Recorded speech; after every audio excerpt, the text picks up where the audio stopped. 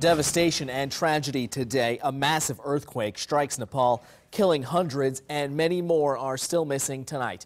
The aftermath of the powerful quake has also hit close to home. I'm Kevin Boughton. And I'm Megan Matthews. A Fremont man living in Nepal saw buildings crumble right before his own eyes.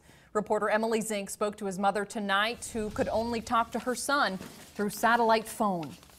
Julia Cook says she hopes no parent ever has to go through what she and her husband went through this morning when they had no idea whether or not their son survived the massive earthquake. I was actually out of town and at a conference, and I got a text from my husband, big Nepal earthquake, and that's all I heard. Julia Cook says her 29-year-old son Carson moved to Kathmandu, Nepal in November to start a company.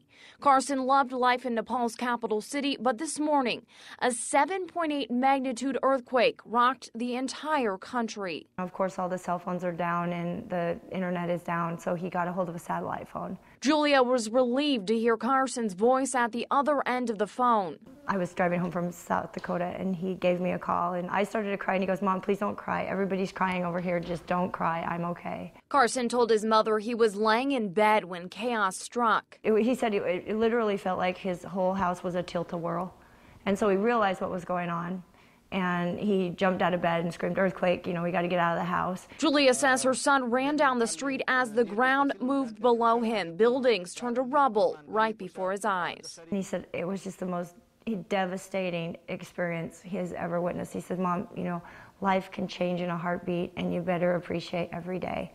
In the aftermath of the tragedy, Julia says her son worked to help those who were trapped. They spend a lot of time helping people and pulling people out of wreckage, and a lot of them are not here anymore. They didn't make it, and it's just a heartbreak.